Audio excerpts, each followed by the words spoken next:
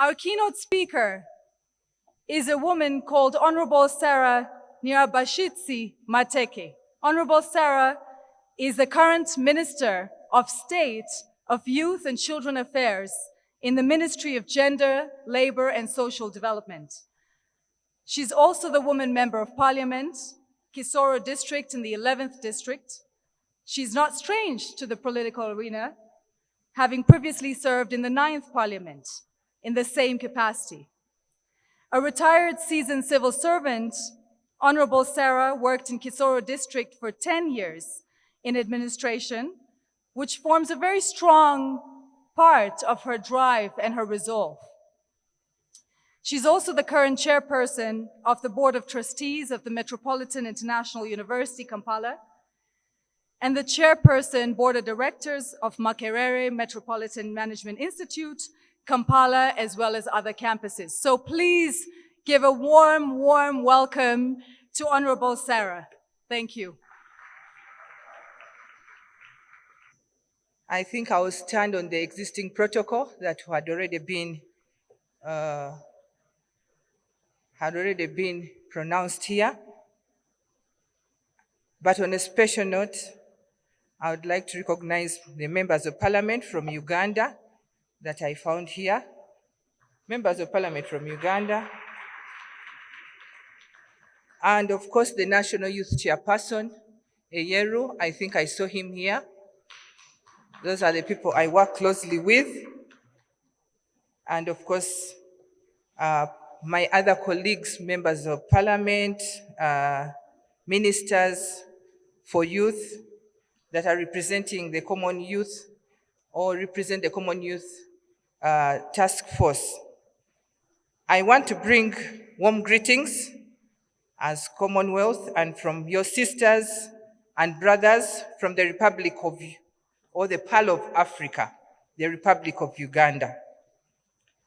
I wish Honorable Rosemary was here. I wanted to be very grateful and to thank them for having given us this opportunity to host the Commonwealth, and of course, thank His Excellency, the President of the Republic of Rwanda, for having given us this opportunity and for the hospitality that we have enjoyed from the time we arrived here in this very beautiful and clean environment of the Republic of Rwanda. I am happy to speak to you on the sub-theme, Redefining Sustainability, under the overarching 2022 Commonwealth Heads of Government meeting, which is themed as Taking Charge of Our Future. There is no better time than now for us as leaders to focus our attention, redefining sustainability as we do empower young people to take charge of their future or our future. For purposes of this keynote address, sustainability will be used as referring to a situation where meeting our own needs today does not in any way compromise the ability of future generations to meet their own needs.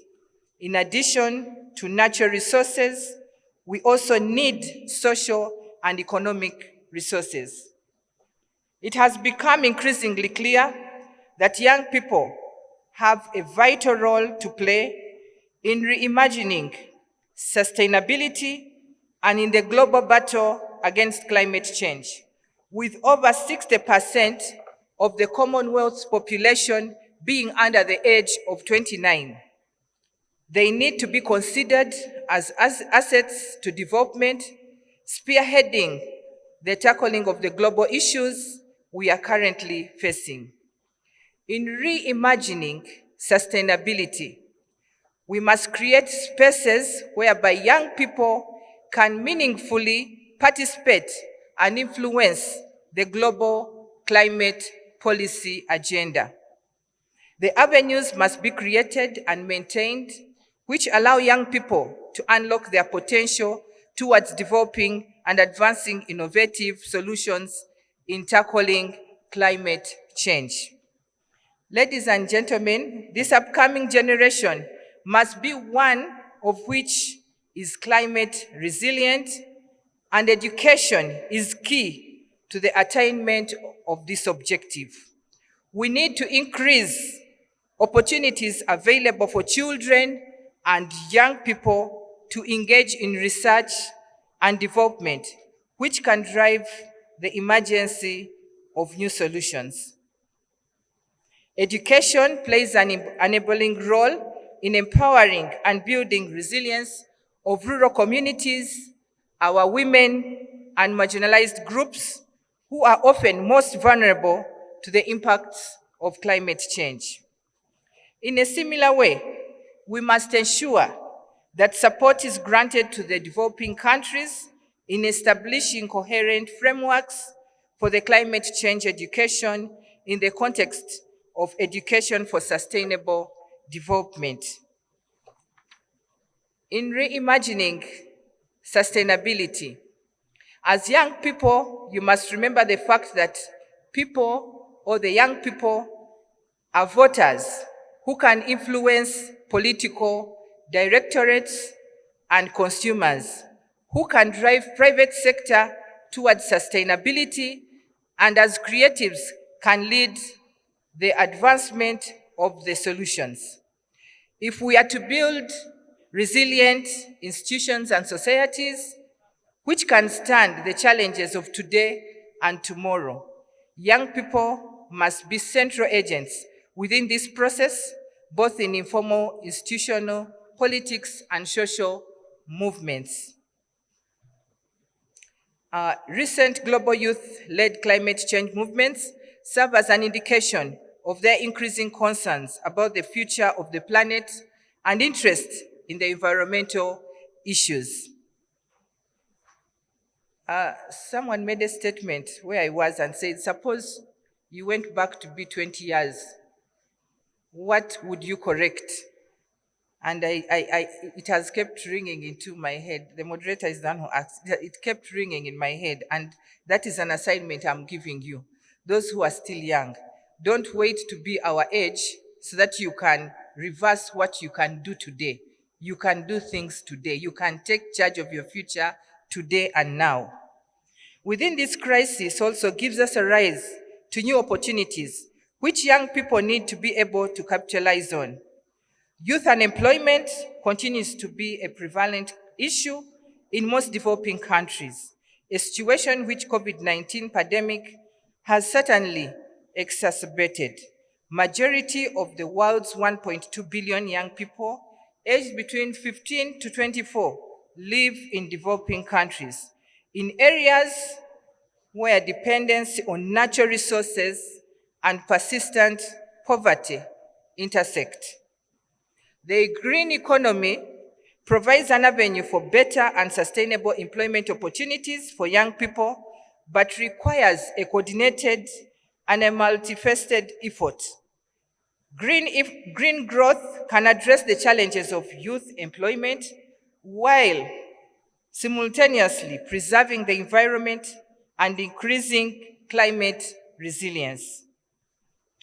There must, however, be an enabling environment where young people are key players in the green economy transition. In doing so, we will, for instance, create more jobs for rural youth in sustainable agriculture, which will also assist in meeting our growing global food demands. Our policies, behaviors, and practices for environmental sustainability do impact on the people's well-being.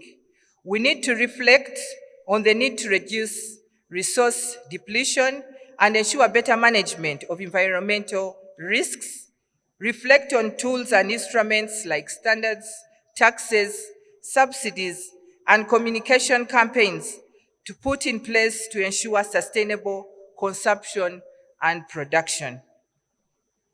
The Commonwealth has a very clear track record in contributing to the global climate policy and is actively engaged in building climate resilience in member states.